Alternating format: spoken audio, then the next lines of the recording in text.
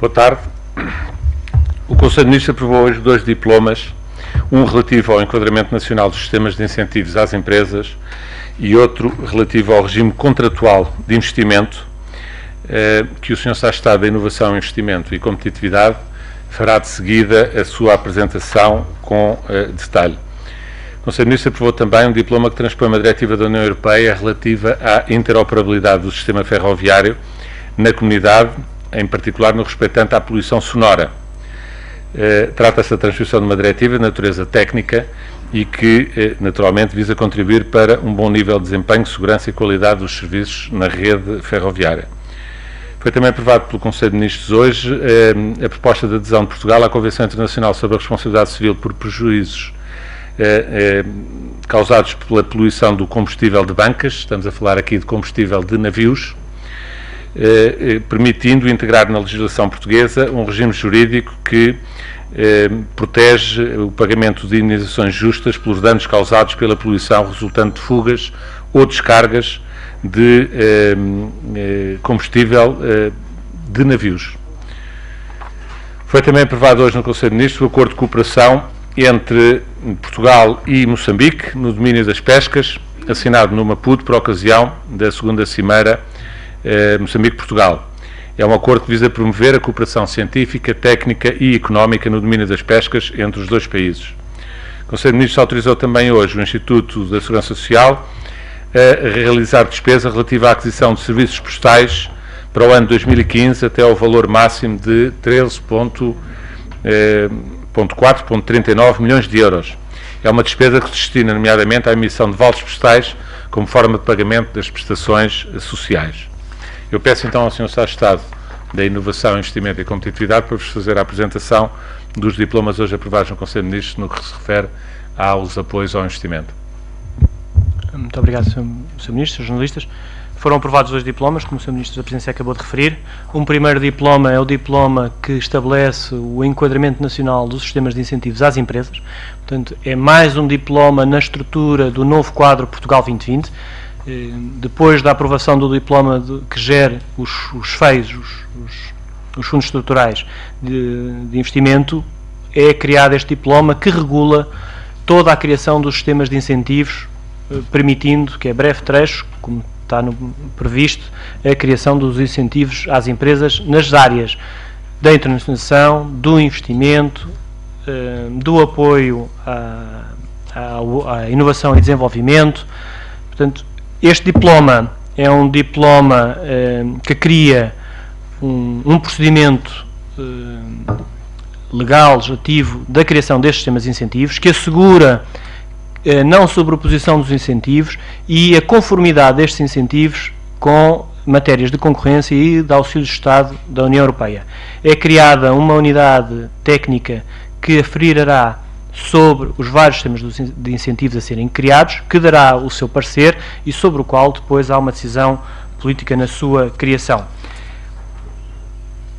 Os domínios de intervenção, já referi, mas vale a pena sublinhar, se me permitirem, são as áreas de investigação e desenvolvimento, ID, nomeadamente o ID empresarial, a inovação e a competitividade empresarial, a internacionalização, a qualificação das PMEs, energia e ambiente, o empreendedorismo, a formação profissional, a criação e emprego nas PMEs, a cultura, a conservação do património e as obras audiovisuais. Portanto, todos os setores abrangidos da economia relacionados com empresas, os incentivos, quer de caráter de cariz com utilização de fundos comunitários, quer de fundos nacionais, passarão pela articulação prevista neste diploma.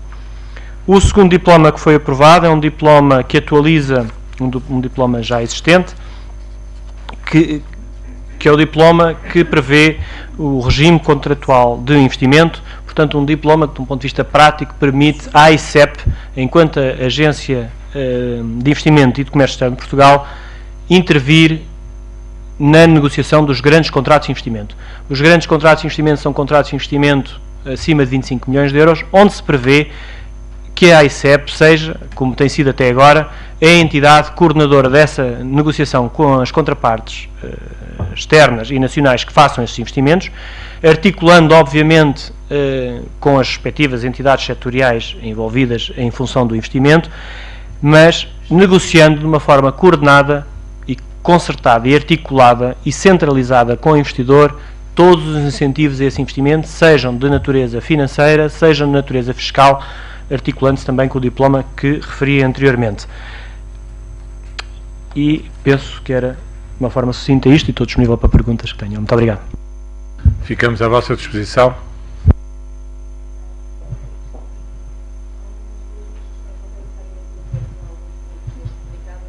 Esperança de obter alguma resposta, mas uma delas tem também, de certa forma, a ver com incentivos ao investimento, mas relacionada com os vistos Gold. A minha pergunta é saber se o Governo está disponível para proceder a alterações neste processo, de forma a torná-lo mais impermeável a fenómenos como os que temos assistido nas últimas semanas, tráfico de influências, branqueamento de capitais, se há disponibilidade e abertura para uma alteração deste processo. Uma segunda questão, em relação à admissão do diretor do CEF e à exoneração do Presidente do IRN e da Secretária-Geral do Ministério da Justiça, tendo em conta que este provavelmente foi o primeiro Conselho de Ministros da nova Ministra da Administração Interna, saber se quando é que será possível proceder à substituição do diretor do CEF e se o Ministério da Justiça já sabe quando é que vai lançar concursos para a substituição dos outros dois dirigentes. E uma terceira questão, se me permitem, ao Sr. Ministro Marques Guedes, sabendo que não tem a tutela da RTP, mas tem a tutela do desporto, não sei se me quererá responder sobre se que a RTP terá ficado com os direitos de transmissão dos Jogos da Liga dos Campeões, com uma proposta de 18 milhões de euros. A minha pergunta é se, neste momento que o país atravessa, sendo a RTP uma empresa de serviço público, com dificuldades financeiras conhecidas, se considera o Governo que este é um investimento razoável e se teve o aval do Governo. Muito obrigada. Obrigado pelas questões que me coloca. De facto, são todas assim um bocadinho laterais. Eu darei respostas, mas respostas necessariamente breves, uma vez que não se tratam de questões abordadas propriamente na agenda do Conselho de Ministros. Relativamente à questão dos vistos Gold, como sabe, haverá hoje à tarde uma audição do Governo na Assembleia da República, onde estará o Sr. Vice-Primeiro-Ministro, mas pergunta-me concretamente se há abertura para olhar para a legislação e para eventualmente apertar algumas regras no sentido de poder prevenir a repetição de situações como eventualmente aquelas que possam ter ocorrido, que estão neste momento a ser averiguadas pela Justiça. Com certeza que há abertura, era o que faltava, que não houvesse da parte permanentemente do legislador abertura para fazer evoluir os normativos de acordo com aquilo que a realidade imponha. Mas acima de tudo eu remetia a posição do Governo para aquilo que vai ser a audição hoje à tarde na Assembleia da República. A segunda questão que me coloca tem que ver com para quando, eventualmente, a substituição dos titulares de altos cargos na administração, nomeadamente no Ministério da Justiça e no Ministério da Administração Interna. Isso são perguntas que tenho que colocar às respectivas senhoras ministras, uma vez que quem desencadeia os procedimentos concursais são os ministros, neste caso as ministras. Não foi nem tem de ser, como é evidente. É matéria que, obviamente, para saber os timings, terá que falar diretamente com os gabinetes da Sra. Ministra da Justiça e da Sra. Ministra da Administração Interna. Por último, coloca-me a questão relativamente ao concurso eventual da parte da RTP relativamente à transmissão dos jogos de futebol, neste caso da Champions. Penso que é essa a questão. Como sabe, neste momento, por opção deste Governo, foi aprovada já a legislação no sentido de desgovernamentalizar as orientações que são dadas à empresa de rádio e televisão. Existe neste momento um Conselho Geral e eu espero sinceramente que o Conselho Geral se pronuncie sobre esta matéria. Faço votos para que o Conselho Geral não deixe, obviamente, se pronunciar sobre esta matéria. Pergunta-me qual é que é a opinião do Governo. O Governo, se optou por desgovernamentalizar esta matéria, foi precisamente para deixar de ser o Governo a condicionar este tipo de soluções. Há hoje um Conselho Geral independente que opera essa desgovernamentalização. Eu espero que esse Conselho Geral atue. A opinião do Governo, escusa de a perguntar, porque a conhece, porque foi este Governo, quando as orientações ainda eram dadas por si e não desgovernamentalizadas, foi este Governo que deu orientações muito claras no sentido que a RTP se afastasse de esse tipo de concorrência com outros operadores, porque de facto os dinheiros públicos, do ponto de vista do Governo, não deveriam ser aplicados numa empresa que ainda por cima tem as dificuldades financeiras e num país que atravessa as dificuldades financeiras que atravessa, não deveria ser o operador público, de serviço público, a intrometer-se nesse mercado. E foram essas as orientações que o Governo deu quando a responsabilidade era sua. Neste momento há uma desgovernamentalização objetiva, e ainda bem que há, porque acreditamos na responsabilidade das entidades e da própria sociedade e do Conselho Geral Independente para definir orientações e, portanto, como já disse o Sr. Ministro Adjunto ontem sobre esta matéria, que se pronunciou sobre isto, é ao Conselho Geral que cabe olhar para esta questão e para se pronunciar sobre ela. Eu penso que o Sr. Ministro Adjunto ontem já respondeu sobre isso. Portanto, o Sr. Ministro Adjunto é que é a tutela e já se pronunciou sobre isso. Neste momento existe uma desgovernamentalização e é preciso que as pessoas tenham perfeita consciência disso. A desgovernamentalização não pode ser boa para umas coisas e ser má para outras. Ela é boa porque desgovernamentaliza e, portanto, despolitiza o funcionamento do operador de serviço público. Eu acho que é assim que deve ser e, portanto, as questões agora devem ser dirimidas em sede do Conselho Geral Independente. Boas tardes, Sr. Ministro, Sr. Secretário de Estado, Patrícia Machado, da RTP. Perguntava ainda, insistindo aqui na pergunta dos vistos gold, se me permite, se num país com 1,5 milhão de desempregados não faz sentido alterar este modelo, sendo que, pelas minhas contas, se bem me lembro, registrou apenas 3 autorizações para a criação de mais de 10 postos de trabalho. E se me permite também a pergunta, hoje há um grande plenário de trabalhadores da TAP, preocupados com este dossiê e com as decisões que foram tomadas aqui no último Conselho de Ministros, se também não me falham as contas, dizem que esta decisão foi errónea, até aventureira. Este diploma já seguiu para o Sr. Presidente da República? O diploma, este dossiê da TAP, está fechado?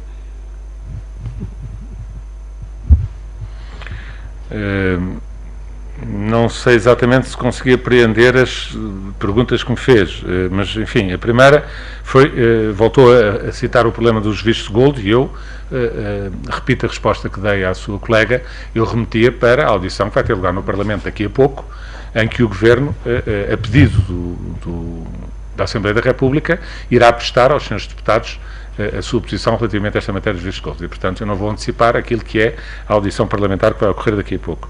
A segunda questão que me coloca tem que ver com, aparentemente, se eu percebi, uma tomada de posição de um plenário de trabalhadores da TAP, penso que foi isso que disse, não sei exatamente a que é que se refere, mas a decisão... Há um plenário de trabalhadores hoje... Há ou já houve? Vai haver ainda, salvo erro, cerca das 5 da tarde, vai haver, preocupados com o dossiê e com as decisões que foram tomadas aqui no último Conselho de Ministros. Perguntava-lhe, tendo em conta que também apelidaram ao dossiê a decisão de errónea e de até aventureira, se o diploma está fechado, se já seguiu para o Sr. Presidente da República. Percebo então que vai haver um plenário, mas as conclusões já estão feitas antes do plenário ocorrer. Eu não sabia, eu não conhecia.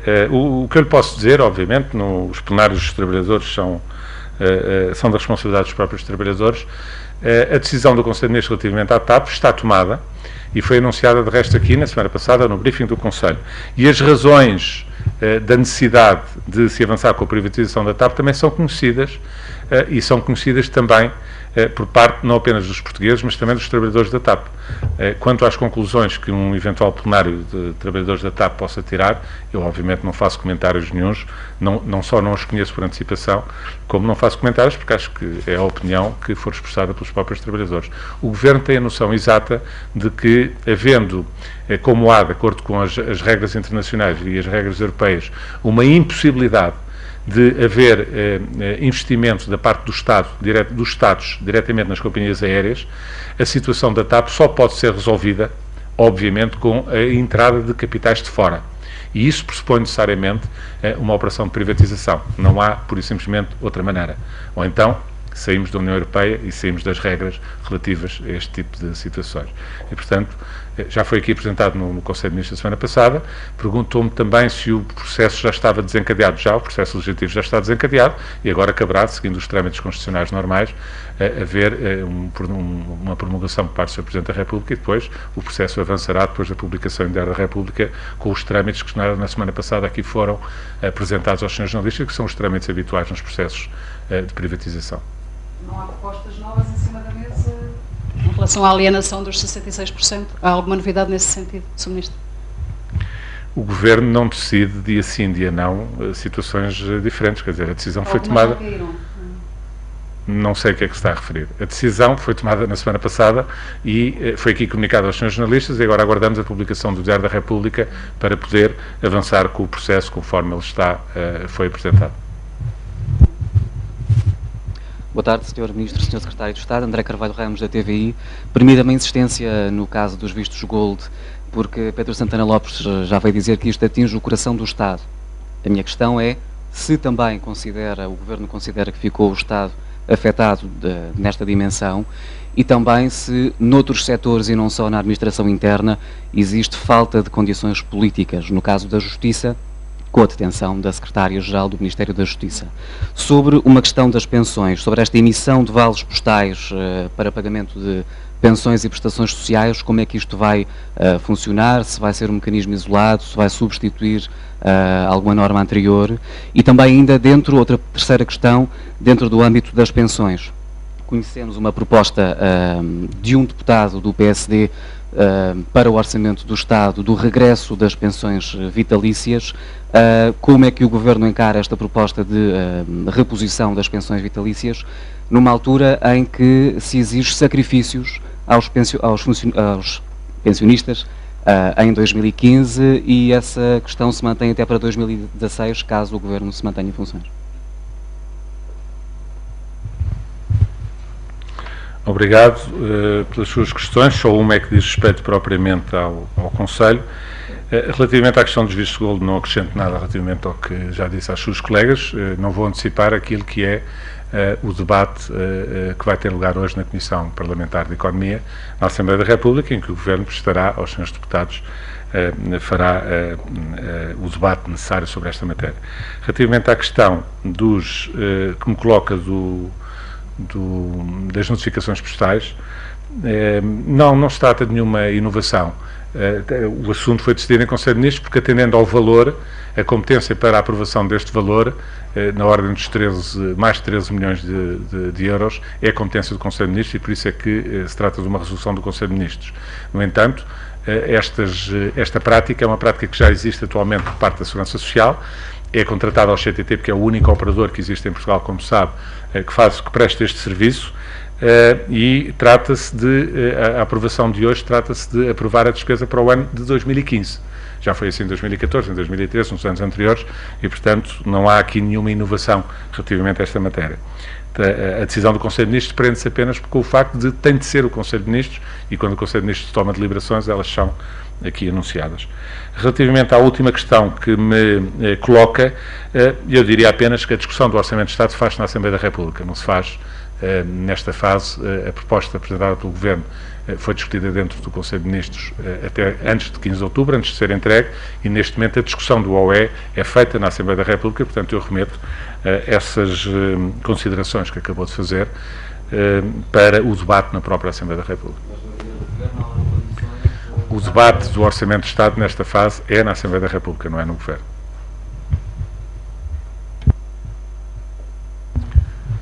Se não há mais questões colocadas pelos jornalistas, muito obrigado. Um bom almoço para todos. Boa tarde.